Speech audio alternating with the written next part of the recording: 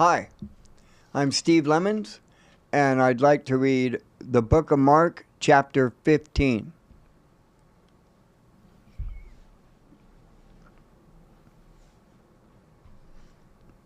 Very early in the morning, the leading priests, the elders, and the teachers of religious law, the entire high council, met to discuss their next step. They bound Jesus, led him away, and took him to Pilate, the Roman governor. Pilate asked Jesus, "Are you king of the Jews?" Jesus replied, "You have said it." Then the leading priests kept accusing him of many crimes, and Pilate asked him, "Aren't you going to answer them? What about all these charges they are bringing against you?" But Jesus said nothing, much to Pilate's surprise. Now it was the governor's custom each year during the Passover celebration to release one prisoner, anyone the people requested. One of the prisoners at the time was Barabbas, a revolutionary who had committed murder in an uprising. The crowd went to Pilate and asked him to release a prisoner as usual. "Would you like me to release to you this king of the Jews?" Pilate asked, for he realized by now that the leading priests had arrested Jesus out of envy. But at this point, the leading priests stirred up the crowd to demand the release of Barabbas instead of Jesus. Pilate asked them, "Then what should I do with this man you call King of the Jews?"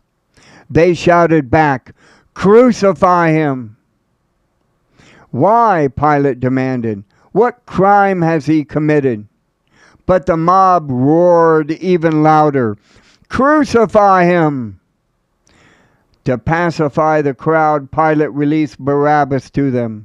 He ordered Jesus flogged with a lead-tipped whip, and then turned over to the Roman soldiers to be crucified.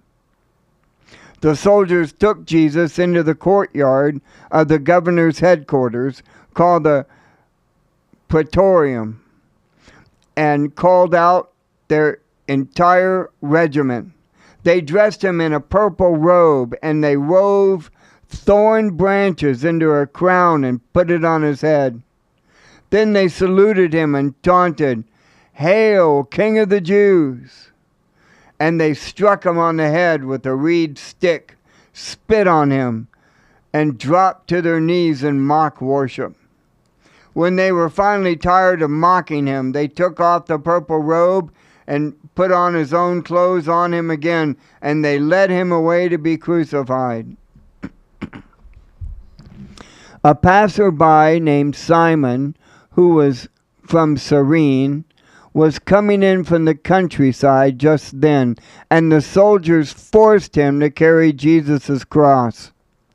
Simon was the father of Alexander and Rufus, and they brought Jesus to a place called Golgotha, which means place of the skull.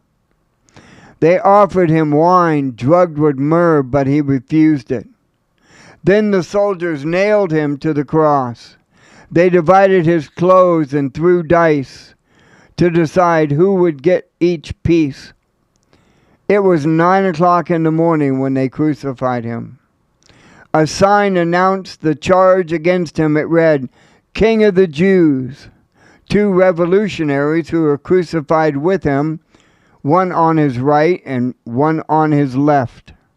The people passing by shouted abuse, shaking their heads in mockery. "Ha! Look at him now," they yelled at him.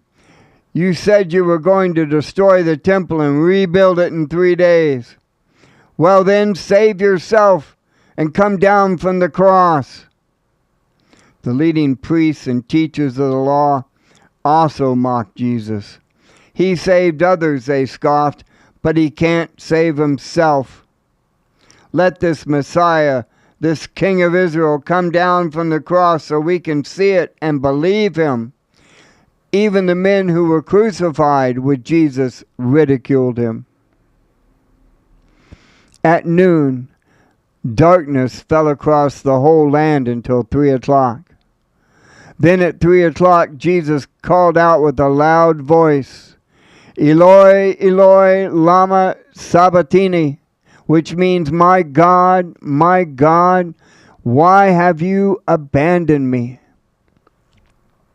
Some of the bystanders misunderstood and thought he was calling for the prophet Elijah. One of them ran and filled a sponge with sour wine, holding it up to him on the reed stick so that he could drink. Wait, he said.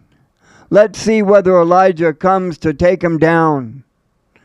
Then Jesus uttered another loud cry and breathed his last. And the curtain in the sanctuary of the temple was torn in two from top to bottom. When the Roman officer who stood facing him saw how he had died, he exclaimed, This man truly was the Son of God. Some women were there, watching from a distance, including Mary Magdalene, Mary, the mother of James the younger and of Joseph, and Salome. They had been followers of Jesus and had cared for him while he was in Galilee. Many other women who had come with him to Jerusalem were also there. This all happened on Friday, the day of preparation, the day before the Sabbath. As evening approached, Joseph of Arimathea took a risk and went to Pilate and asked for Jesus' body. Joseph was an honored member of the High Council, and he was waiting for the kingdom of God to come. Pilate couldn't believe that Jesus was already dead, so he called for the Roman officer and asked him if he had died yet. The officer confirmed that Jesus was dead, so Pilate told Joseph he could have the body.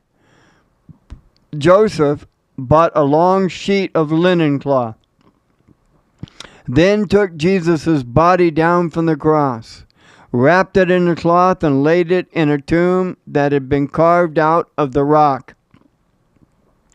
Then he rolled a stone in front of the entrance.